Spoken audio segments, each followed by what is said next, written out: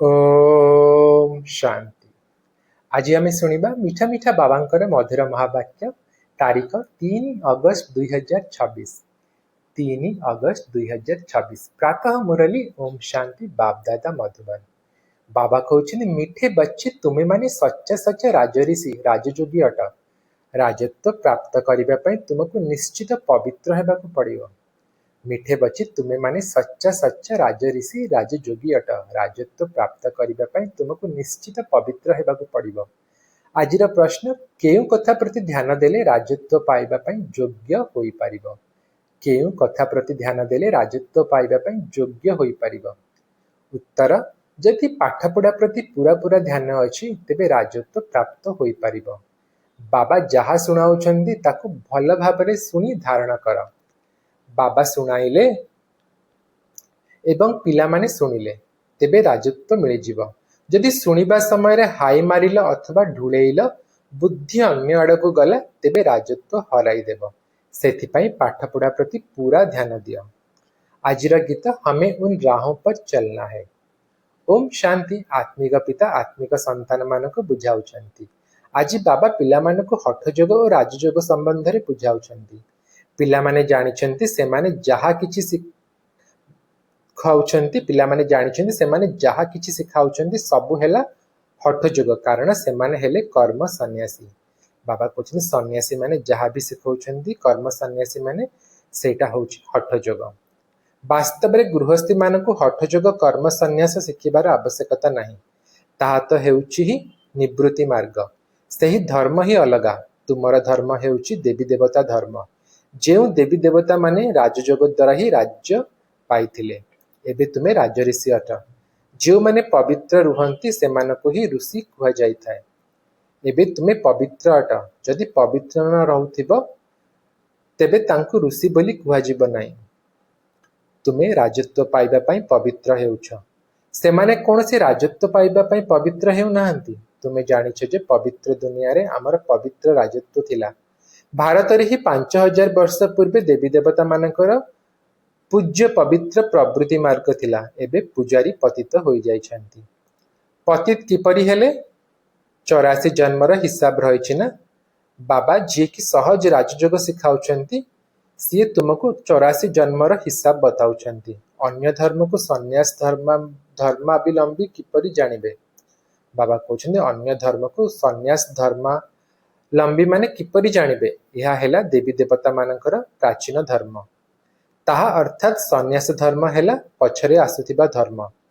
जहा आगरु बाबा कहछन्ती जहा आगरु अतिबाहित होई जाइछि ताकू सन्यासी माने बुझी पारिबे नाही। तुमे जानिछ जे हठयोग अनेक प्रकार रहिछि। द्वापररु भक्ति मार्ग सहित हठयोग आरंभ होइथाय। यह पुणी हेउछि राजयोग। तुमे सेठी हठयोग जन्म जन्म धरी शिखि आसिछ।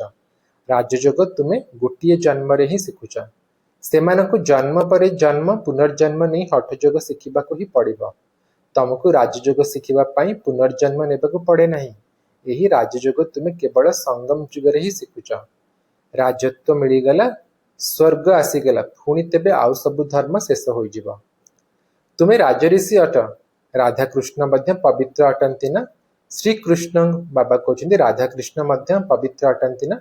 श्री कृष्ण को महात्मा बोली मध्य कहि थांती। महात्मा पवित्र होई थांती। तुमे मध्य एबे महात्मा अथवा राजऋषि अट। महात्मा अर्थात पवित्र महान आत्मा। एही कथा कोनोसी शास्त्र रे नाही। शास्त्र तो पछरे तैयारी हेइछि। कहानी सदृश बसी लेखुछन्ती। जहा अतीत होई जाइथाय तार खेल बसी तैयारी करुछन्ती। यह सत्य तो नुहे ना? एबे बाबा पिला मानकु प्रत्यक्ष रे पाठ पढ़ाउछन्ती। तार पुणी इतिहास रचना करा जाइछि। यादव कौरव पांडव थिले। निश्चय संगम युगरे थिबे। सेमाने बसी संगम युगर इतिहास रचना करिछन्ती। समस्त पर्व पर्वाणी मध्य संगम युगर स्मारकी अटे। राखी बंधन मध्य पवित्रता को धारण करिबा पई पालन करा जाउछि। वर्तमान समय रे पुणी तार स्मारकी रक्षा बंधन पर्व रूपे पालन करा जाउछि। एठारे बाबा मध्य समस्त को पवित्र कराई प्रतिज्ञा कराउछन्ती।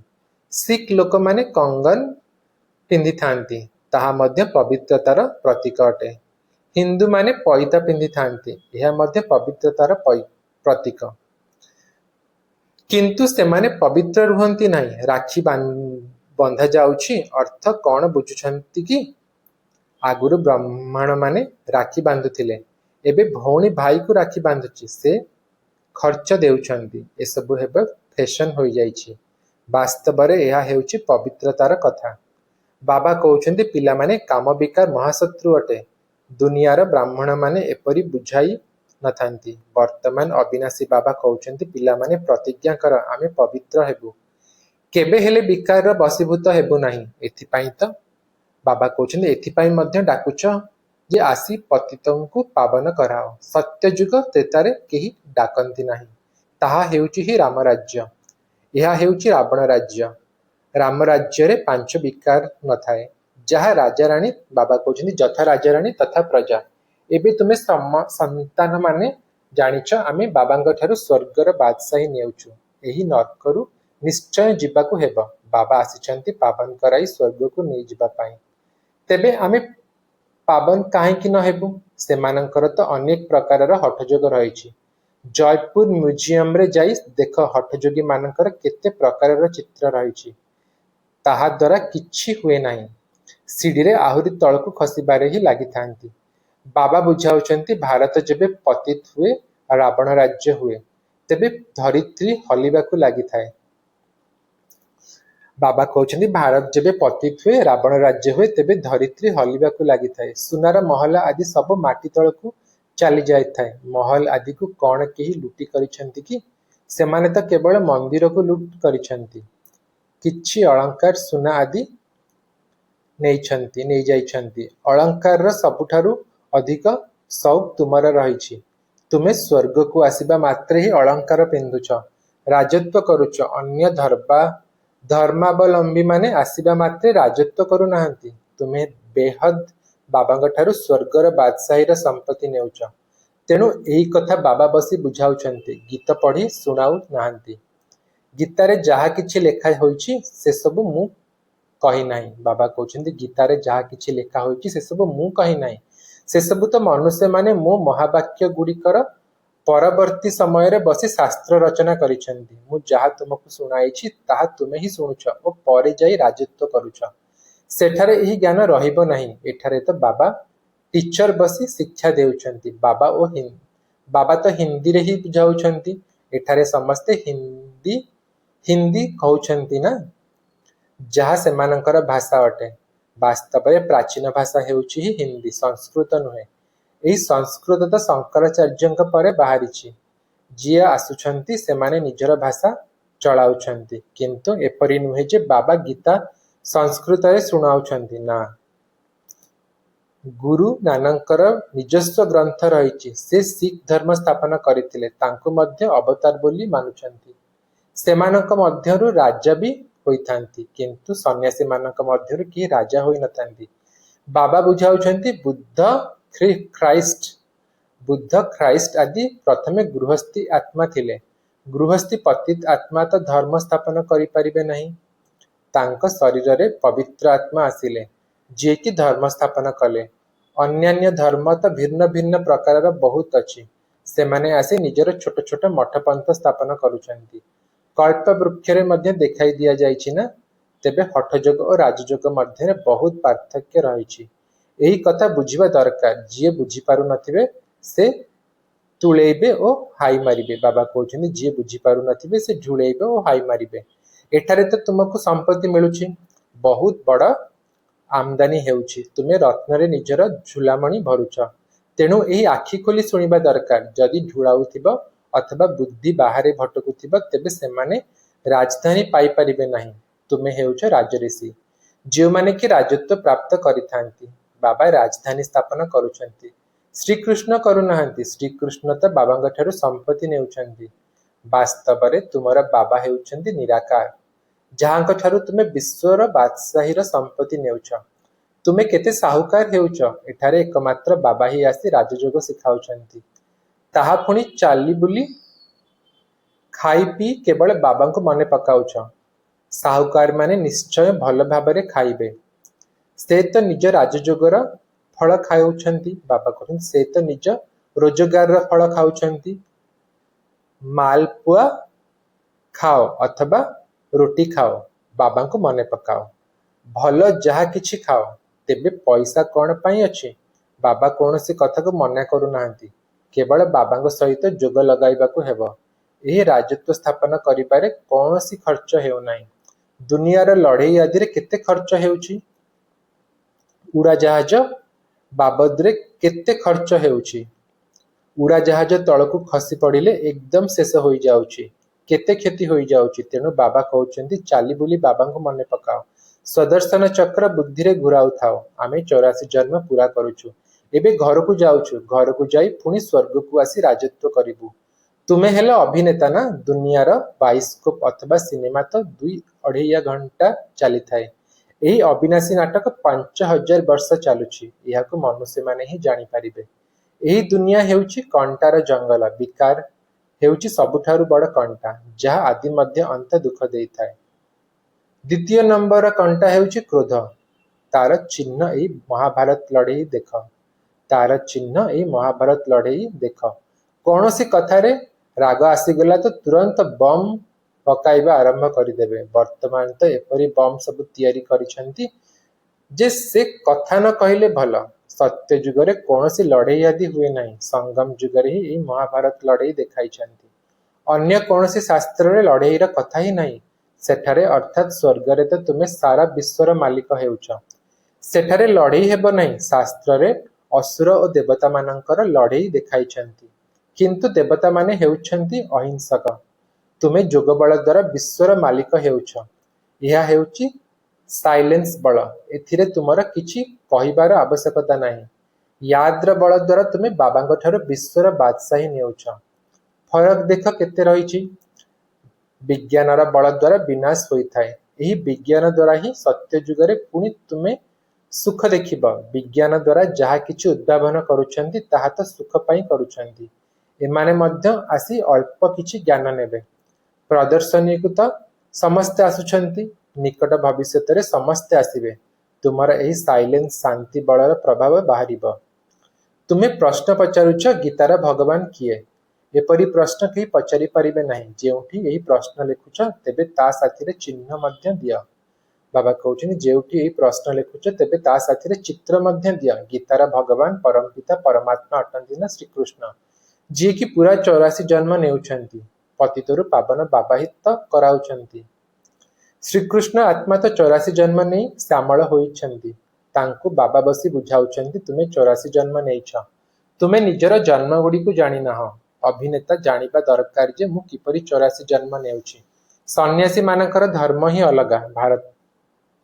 ଭାରତବାସୀମାନଙ୍କୁ ନିଜର ଧର୍ମ ବିଷୟରେ ଜଣାନଥିବା ଯୋଗୁଁ ଅନ୍ୟାନ୍ୟ ଧର୍ମକୁ ଚାଲି ଯାଇଛନ୍ତି। ଯଦି କୌଣସି ଗୁରୁଙ୍କ ଆଶୀର୍ବାଦରୁ କାହାକୁ ଧନ ମିଳିଗଲା ତେବେ ତାଙ୍କ ପଛରେ ପଡ଼ି ଯାଉଛନ୍ତି। ପରେ ଯଦି ଦେବାଳିଆ ହୋଇଗଲେ ତେବେ କହିବେ ପ୍ରଭୁଙ୍କର ଇଚ୍ଛା। ସନ୍ତାନ ଜନ୍ମ ହେଲେ ବହୁତ ଖୁସି ହୋଇଥାନ୍ତି। ଆଉ 10-15 ଦିନ ପରେ ପିଲା ଯଦି ମରିଗଲା ତେବେ କହିବେ ଈଶ୍ୱରଙ୍କ ଭାବି। ତାଙ୍କୁ ବଞ୍ଚାଇବା ଆମ ହାତରେ ନାହିଁ। ବାବା ଏହିପରି ଉଦାହରଣ ବହୁତ ଦେଖିଛନ୍ତି। ଏଭଳି ବହୁତ ହୋଇଥାଏ। ଏଠାରେ ତ ବାବା ବସିଛନ୍ତି। ବାବା ପିଲାମାନଙ୍କୁ ବୁଝାଉଛନ୍ତି ମିଠା ମିଠା ସନ୍ତାନ ମାନେ ପାବନ ହୁଅ।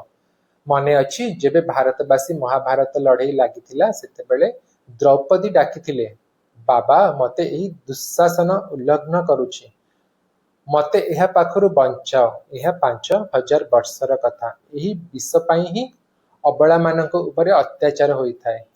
କେତେକ ସ୍ତ୍ରୀ ମଧ୍ୟ ଏପରି ଅଛନ୍ତି ଯେଉଁମାନେ ବିଷ ବିନା ରହିପାରନ୍ତି ନାହିଁ। ସେମାନଙ୍କର ନାମ ମଧ୍ୟ ରଖାଯାଇଛି ସୁପର୍ଣ୍ଣେଖା, ପୁତନା। ବାବା କହୁଛନ୍ତି ସେମାନଙ୍କ ନାମ ମଧ୍ୟ ରଖାଯାଇଛି ସୁପର୍ଣ୍ଣେଖା, ପୁତନା। ଯେଉଁମାନେ ବିଷ ପାଇଁ ହଇରାଣ କରୁଛନ୍ତି ସେମାନେ ହେଲେ କଂସ, ଜରାସଣ୍ଢ, ଶିଶୁପାଳ। ଏମାନଙ୍କର ନିଶ୍ଚୟ ବିନାଶ ହେବ। ଏହି ସମୟରେ ଆସୁରୀ ରାବଣ ରାଜ୍ୟ ଚାଲିଛି, ପୁଣି ହେବ ଈଶ୍ୱରୀୟ ରାଜ୍ୟ। ଏହି ସମ୍ପୂର୍ଣ୍ଣ ଚକ୍ରକୁ ତ ତୁମେ ଜାଣିଗଲଣି ଯେ କିପରି 84 ଜନ୍ମ ନେଉଛନ୍ତି। ଯେବେ ବିକାରରେ ଯାଉଛନ୍ତି ତେବେ ଏସବୁ ଭୁଲି ଯାଉଛନ୍ତି। ଯେଉଁମାନେ ବିକାରରେ ଯାଇଥାନ୍ତି ସେମାନଙ୍କର ମୁହଁ ହିଁ ନିସ୍ତେଜ ହୋଇଯାଇଥାଏ। ନିଜେ ହିଁ ଜାଣିପାରନ୍ତି ଏହା ମୁଁ କଣ କରିଦେଲି। ବାବା କହୁଛନ୍ତି ପିଲାମାନେ ଏହି ବିଷୟ ବିକାର ବାବା କହୁଛନ୍ତି ପିଲାମାନେ ଏହି ବିଷୟ ବିକାର ଗର୍ଭକୁ ଯାଅ ନାହିଁ, ଏହା ତୁମକୁ ଆଦି ମଧ୍ୟ ଅନ୍ତ ଦୁଃଖ ଦେଇଥାଏ, ଏଥିରେ ପଡ଼ ନାହିଁ। ପ୍ରତିଜ୍ଞା କର ଯେ ଆମେ ବିକାରର କେବେ ହେଲେ ବଶୀଭୂତ ହେବୁ ନାହିଁ। ଭଗବାନୁବାଚ କାମ ମହାଶତ୍ରୁ ଅଟେ। ପ୍ରତ୍ୟେକ ଚିତ୍ରରେ ପ୍ରଥମେ ତ ଏହି କଥା ଲେଖ। ଜ୍ଞାନର ସାଗର ପତିତ ପାବନ ଗୀତା ଜ୍ଞାନଦାତା ଶିବ ଭଗବାନୁବାଚ। ତେବେ ପୁଣି ଶ୍ରୀକୃଷ୍ଣଙ୍କର ନାମ ଲୁପ୍ତ ହୋଇଯିବ। ଆମକୁ ଗୀତାର ଭଗବାନ ବସି ଏହି କଥା କହୁଛନ୍ତି।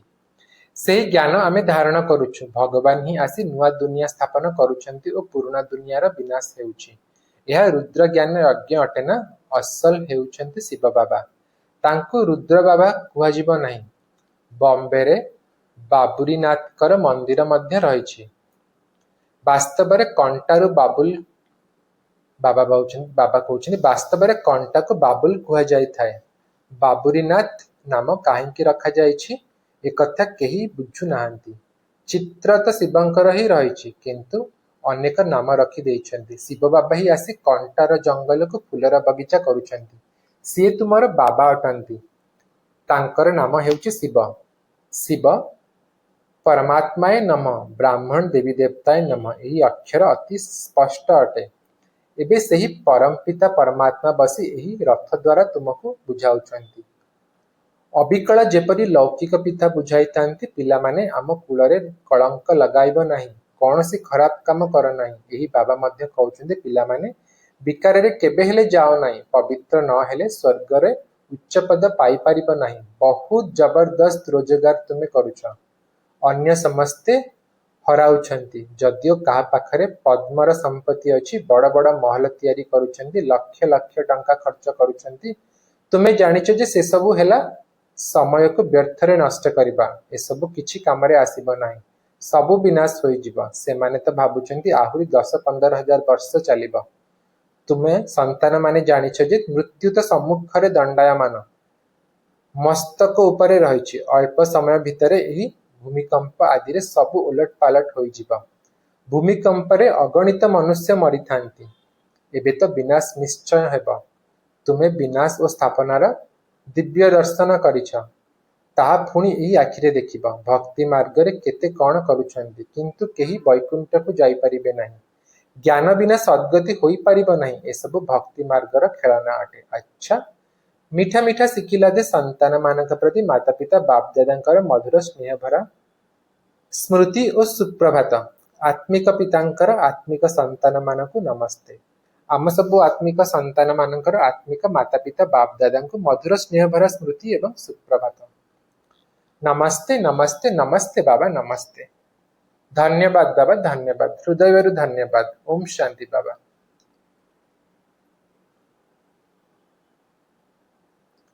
ଆଜିର ଧାରଣା ପାଇଁ ମୁଖ୍ୟ ସାର 1. କୁଳ କଳଙ୍କିତ କରୁଥିବା କୌଣସି ଖରାପ କାମ କରିବାର ନାହିଁ। ପବିତ୍ର ହେବା ପାଇଁ ନିଜେ ନିଜ ସହିତ ପ୍ରତିଜ୍ଞା କରିବାକୁ ହେବ। 2. ଏବେ ନିଜର ସମୟ ଏବଂ ଧନକୁ ନଷ୍ଟ କରିବାର ନାହିଁ। ଫୁଲର ବଗିଚାକୁ ଯିବା ପାଇଁ ନିଜ ଭିତରୁ କଣ୍ଟା ସବୁ ବାହାର କରିଦେବାକୁ ହେବ। ଆଜିର ବରଦାନ, ଅଲୌକିକ ଖେଳ ଏବଂ ଖେଳଣାଗୁଡ଼ିକରେ ଖେଳିବା ସହିତ ସର୍ବଦା ଶକ୍ତିଶାଳୀ ହେଉଥିବା ଅଚଳ ଅଟଳ ଭବ। ଅଲୌକିକ ଖେଳ ଏବଂ ଖେଳଣାଗୁଡ଼ିକରେ ଖେଳିବା ସହିତ ସର୍ବଦା ଶକ୍ତିଶାଳୀ ହେଉଥିବା ଅଚଳ ଅଟଳ ଭବ। ତା ପାଇଁ ବାବା କହୁଛନ୍ତି ଅଲୌକିକ ଜୀବନରେ ମାୟାର ବିଘ୍ନ ଆସିବା ମଧ୍ୟ ଏକ ଖେଳ ଅଟେ। ବାବା କହୁଛନ୍ତି ଯେପରି ଶାରୀରିକ ଶକ୍ତି ପ୍ରାପ୍ତ କରିବା ପାଇଁ ଖେଳ କରାଇଥାନ୍ତି, ସେହିପରି ଏହି ଅଲୌକିକ ଯୁଗରେ ପରିସ୍ଥିତି ଗୁଡ଼ିକୁ ଖେଳଣା ମନେକରି ଏହି ଅଲୌକିକ ଖେଳ ଖେଳ। ଏଗୁଡ଼ିକୁ ଡର ନାହିଁ କି ବିଚଳିତ ହୁଅ ନାହିଁ। ସର୍ବ ସଂକଳ୍ପ ସହିତ ଯଦି ନିଜକୁ ବାପ ଦାଦାଙ୍କ ଉପରେ ସମର୍ପଣ କରିଦେବ, ତେବେ ମାୟା କେବେ ବି ଆକ୍ରମଣ କରିପାରିବ ନାହିଁ। ପ୍ରତିଦିନ ଅମୃତ ବେଳାରେ ସାକ୍ଷୀ ହୋଇ ଯଦି ସର୍ବଶକ୍ତି ଗୁଡ଼ିକରେ ନିଜର ଶୃଙ୍ଗାର କରିବ, ତେବେ ଅଚଳ ଅଡଳ ସ୍ଥିତିରେ ରହିପାରିବ। ଆଜିର ସ୍ଲୋଗାନ, ପୁରୁଣା ଦୁନିଆର କୌଣସି ବି ସମାଚାର ଶୁଣିବା ଏବଂ ଶୁଣାଇବା ମଧ୍ୟ ନିଜ ଭିତରେ ଅଳିଆ ଜମା କରିବା। ପୁରୁଣା ଦୁନିଆର କୌଣସି ବି ସମାଚାର ଶୁଣିବା ଏବଂ ଶୁଣାଇବା ମଧ୍ୟ ନିଜ ଭିତରେ ଅଳିଆ ଜମା କରିବା। ଆଜିର ଅବ୍ୟକ୍ତ ଇଶାରା ଅପବିତ୍ରତାର ବୀଜକୁ ମଧ୍ୟ ସମାପ୍ତ କରି ସମ୍ପୂର୍ଣ୍ଣ ସ୍ୱଚ୍ଛ ଅର୍ଥାତ୍ ପବିତ୍ର ହୁଅ। ଅପବିତ୍ରତାର ବୀଜକୁ ମଧ୍ୟ ସମାପ୍ତ କରି ସମ୍ପୂର୍ଣ୍ଣ ସ୍ୱଚ୍ଛ ଅର୍ଥାତ୍ ପବିତ୍ର ହୁଅ। ତା ପାଇଁ ବାବା କହୁଛନ୍ତି ବାପ ଦାଦାଙ୍କର ମୁଖ୍ୟ ଆଦେଶ ହେଲା ନିରନ୍ତର ସ୍ମୃତିରେ ରୁହ ଏବଂ ମନବାଣୀ କର୍ମରେ ପବିତ୍ର ହୁଅ। ସଂକଳ୍ପରେ ମଧ୍ୟ ଅପବିତ୍ରତା ବା ଅଶୁଦ୍ଧତା ନ ରହୁ। ଏହାକୁ ହିଁ କୁହାଯାଏ ସମ୍ପୂର୍ଣ୍ଣ ପବିତ୍ର। ସଂକଳ୍ପରେ ମଧ୍ୟ ପୁରୁଣା ବା ଅଶୁଦ୍ଧ ସଂସ୍କାର ଯଦି ସ୍ପର୍ଶ କରୁଛି, ବ୍ୟର୍ଥ ସଂକଳ୍ପ ଚାଲୁଛି ବା ସ୍ୱପ୍ନ ଆସୁଛି, ତେବେ ବି ସମ୍ପୂର୍ଣ୍ଣ ପବିତ୍ର କୁହାଯିବ ନାହିଁ। ସେଥିପାଇଁ ପବିତ୍ର ଭାବ ବା ଯୋଗୀ ଭାବର ପ୍ରଥମ ପାଠକୁ ଯଦି ନିଜର ସ୍ୱରୂପରେ ଆଣିପାରିବ, ତେବେ ବାବାଙ୍କର ସମାନ ହେବା ସହିତ ବାବାଙ୍କର ସମୀପକୁ ଆସିବାର ଅଧିକାରୀ ହୋଇପାରିବ। ଆଚ୍ଛା, ଓମ୍ ଶାନ୍ତି।